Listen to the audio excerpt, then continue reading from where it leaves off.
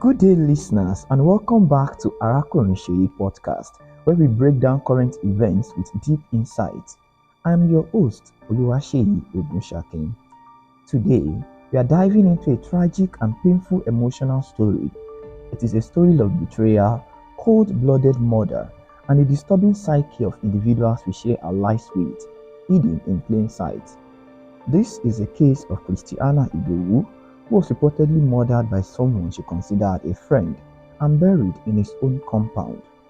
In this episode, we will explore the horrifying details of the crime, the psychology behind such acts, and the crucial need for cooperation with security agencies in tackling psychopathic behavior and criminal tendencies within our society.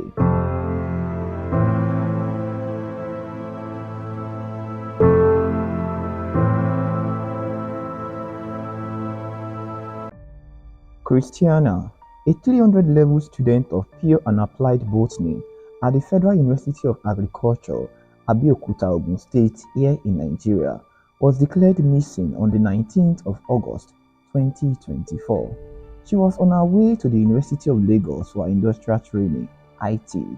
Her parents' worst nightmare began when her abductors contacted them using her own WhatsApp. The first message came around 8:49 p.m., followed by a shocking photo of Christiannah in captivity, sent through WhatsApp View Once picture. The abductors demanded a ransom of 1.5 million naira. Her parents managed to gather 350,000 naira quickly, but it wasn't enough to save her life.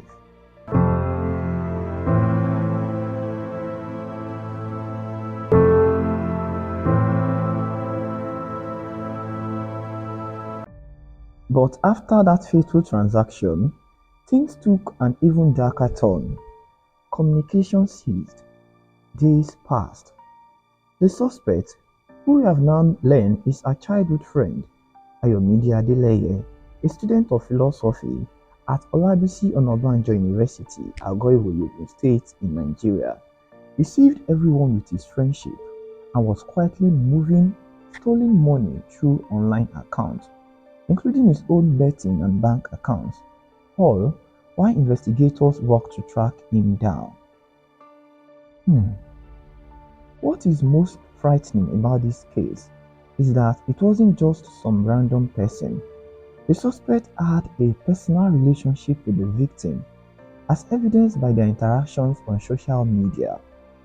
The individual's twisted psyche allowed him to portray himself as a friend, all while he plotted, carried out, and covered up this horrific act. But this isn't just a story of one disturbed individual.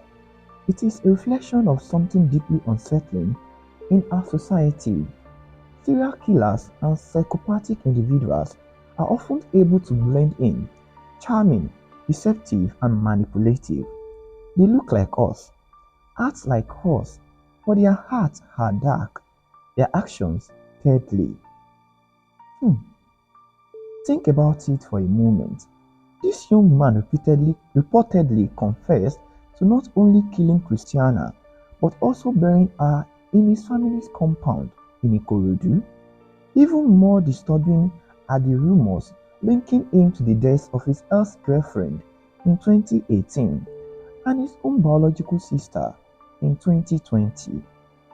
God, we are dealing with a serial killer, someone who has perfected the art of hiding in plain sight. How many more like him are walking among us, undetected? The system must work in our favor, in favor of all of us. As this gruesome story unfolded, intelligence operatives tracked Ayomide's phone, tracked his activities, and discovered evidence that tied him to these monstrous acts.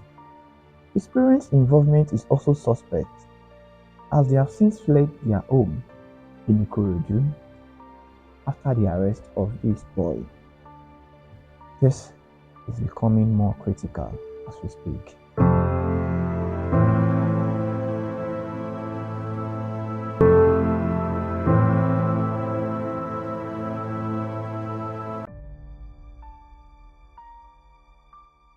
In today's episode, we also dive deeper into the legal aspects of this case. What does justice look like for Christiannah? What is the role of psychopathy in such crimes? And how do we as a society work hand in hand with security agencies to prevent these heinous acts? I'm joined today by a final year law student who will shed light on the legal ramifications of this case and how our justice system handles situations like this. Let's welcome our guest. Good afternoon. Good afternoon. Good afternoon. I can hear you. Okay, thank you for joining us today. Can you tell us from a legal standpoint, what is the next step that should be taken for the prosecution of this case? Okay. First and foremost, we must recognize the fact that this case was investigated by the police themselves, not just an independent body or a group of citizens or civilians. It was investigated by the police themselves. So, reading up on the story, they tracked them down to, was it not Ikorodu, if I can recall? Yes. So they were, yes, it was tracked down to Ikorodu. It was picked up from there, and I'm sure it's in custody. So the first thing I think they should do is that in all prosecution or in all criminal proceeding, the defendant, that's the person that is being accused, must have a lawyer. Must be, even if he does not have a lawyer, one should be provided for him, because no matter the weight of evidence against him, if he does not appear before the court with a lawyer of his choice, all proceedings will be deemed null and void. So first of all, regardless of how guilty or how heinous the crime can be, he must be provided with a lawyer, because it is from a lawyer's standpoint they will know what next to do. So having said that, if he is being provided with a lawyer, then I think he has also formally admitted to some of the crimes he has done in the past, like killing his biological sister and his ex-girlfriend. So that has come under formal admission it's called formal admission in Nigerian jurisprudence. So apart from that too, he has also, like, to be sincere, if they prosecute this case now, all evidence is pointing against him. So there is no point in actually going further, like, okay, he wants to prove this, he wants to prove that. Because You get what I'm trying clear. to say? Yes. Because everything is clear. But from a legal point of view, he still has to be represented by a lawyer. No matter You understand? There was a no matter how guilty it is. In Finland, was it Finland or Sweden? July 11, I can't remember. An incident happened. Apparently, this guy is an extremist. He went to an island, a vacation island, and killed several students. They are students. They went for a summer camp, and these students or these children were children of the elite, children of the rich people. Like a summer camp where they gather, they talk about administration, their career, what they want to settle, and he killed roughly 20 people. Yet the Finnish criminal justice system still provided him a lawyer. They asked him, which lawyer do you want, or do you have a lawyer in mind? And he called the lawyer. The lawyer said he does not want to represent him. But from a legal point of view, you don't turn down clients for no reason. The reason you have to turn down a client must be genuine. So we have to also look at the point that this is where people miss it and get it wrong. They tend to think that, okay, if a lawyer is representing this person, he actually is in support of the person. The thing about law is that, exactly. The thing about law is that there are two sides to a coin. This is where people say, okay, lawyers lie, this and that. For example, now, I may eat you, like I may lay my hands on you, but it's you that will go and report. So it is up to you that went to report to prove that I actually eat you. Do you get it? Yes. Do you get what I'm trying to say? So criminal proceeding is based on beyond reasonable doubt. It's not beyond all doubt, but beyond reasonable doubt. That what is common, what is reasonable is what the normal human being will conceive to be reasonable. So at this point now, you should be entitled to a lawyer, number one. He should not be tortured too. And 3, you should be given like maximum I won't say you should be treated like you should not be you should be, how will I put it, you get what I'm trying to say, that you should not be victimized due to the nature of his crime, but you should be treated on As a citizen of as a Nigeria. not even as a citizen, as an human being. Because okay, yes, what he did was bad. I can see earlier today people were advocating for him to be killed immediately, but that's That's not not how it possible. works. But that's not possible in law. Hmm? So that's not That's not. possible. It's not even as if that's not possible in law. That's not how it works. If we kill everybody we deem to be Criminal. guilty of something, to be a criminal, we won't move forward. This year alone, there has been several cases of rape alleged by women that didn't even actually happen, and we see people going around that any man that rapes a woman should be killed. Any man that kills a woman should be killed. Like, it does not work like that. We are human beings. You have to be reasonable. Or you have to understand. Okay, yes, emotions come in aside sometimes, but we should learn to actually balance our thoughts. You get what I'm trying to say? But then going through the recent comments on online on different social media handles, you would notice behind that most of the tweets and posts and stories and reels about this alleged murder of Christiana are being backed up by emotion, because most of the comments from people are either emotional or kind of lopsided, in the sense that because it is obvious that this guy killed this lady, then he should be killed immediately. Is that relatable to the legal procedure in Nigeria at all? No. The Honorable Justice, I want to remember her name. She gave a judgment during the Peter Obi and INEC matter last year, September. She said if the court is going to the market to pick evidence or to pick matters that happen, will our jurisprudence move forward? I want you to answer that. I didn't get that again, please. Okay.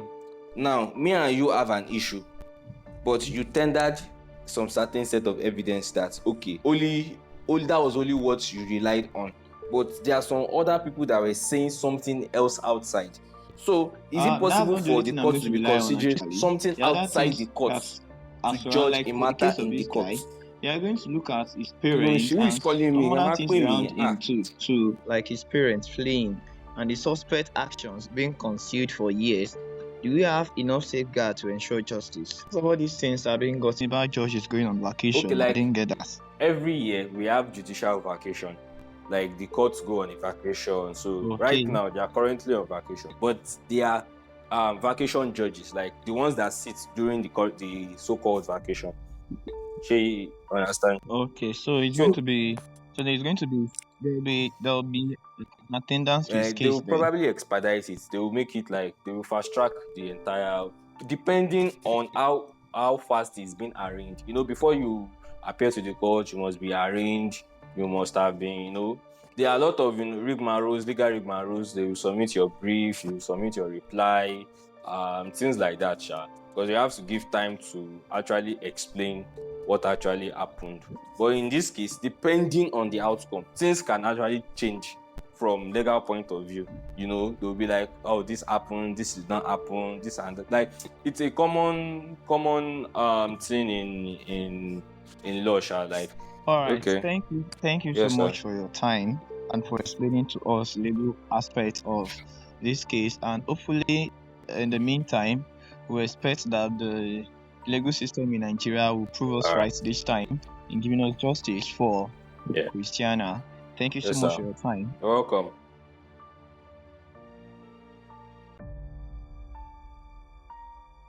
And if you go through his social media and you will see a lot of comments, a lot of his tweets and posts pointing indirectly to what has happened. But people are not taking cognizance of all these tweets because it is now that his story is trending online, that people are now reading meaning to everything that he has been tweeting. There was one of his tweets that he said, I wish he could just turn back the hand of time and prevent the kind of death that he caused his sister, something relating to that aspect. So there are so many tweets online about this guy that has been putting out there, but then their attention was not paid to it because it was not something that is trending. But now that it is trending, this has also brought the attention of everyone to always take people accountable for what they post online.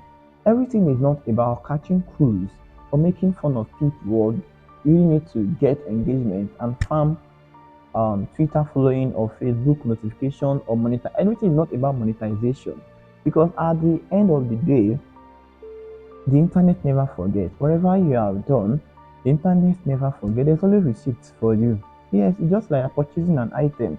You usually get your receipt articulately packed and kept for you. For days of questioning like this that has happened to Adeleye Ayomide, it is so painful that Christiana has to die or have to die in this excruciating manner from somebody that she trusted. This is one of the reasons why we need to be very, very vigilant in our society that we live in today. This is so painful, very, very painful.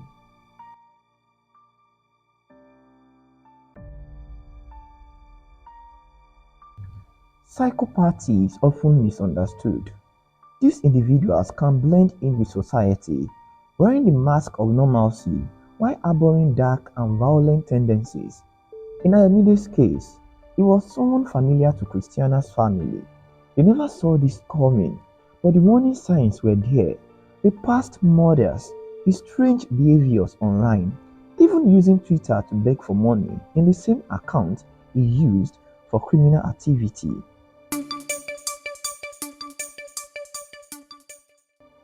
It is crucial now than ever that we strengthen our cooperation with law enforcement. The Nigerian intelligence operatives did an incredible job tracking this individual down, putting together bank statements, cell phone activity, and social media interactions. However, they can only work as effectively as the information they receive. As citizens, we have a responsibility to stay alert, report suspicious activity, and offer assistance in criminal investigations.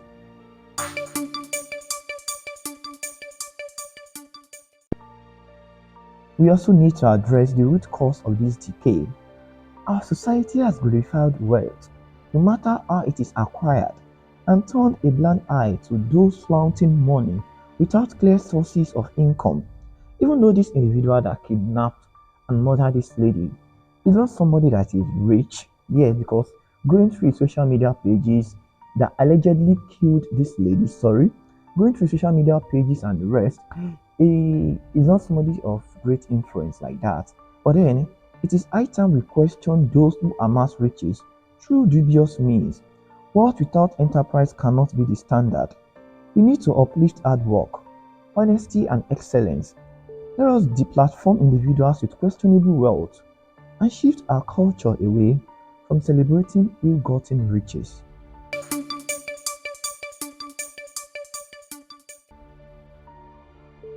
This is where we wrap up today's episode. A painful reminder of the dangers lurking within our communities. We call for justice, for vigilance, and for cooperation with security agencies to bring an end to these cycles of violence. To the family of Christiannah Idowu, we stand with you in your fight for justice. To all our listeners, stay safe, stay vigilant, and always speak out when something feels wrong.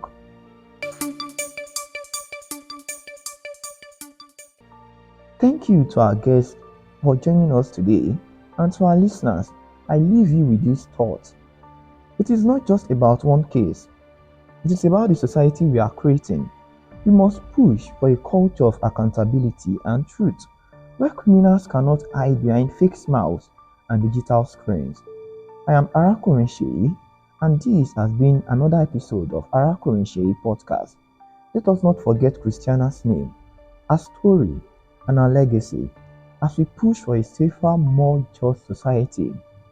This episode is available on YouTube, AudioMac, Spotify, and on all our social media handles on Instagram, Facebook, Twitter, and TikTok at Arákùnrin Seyi Podcast.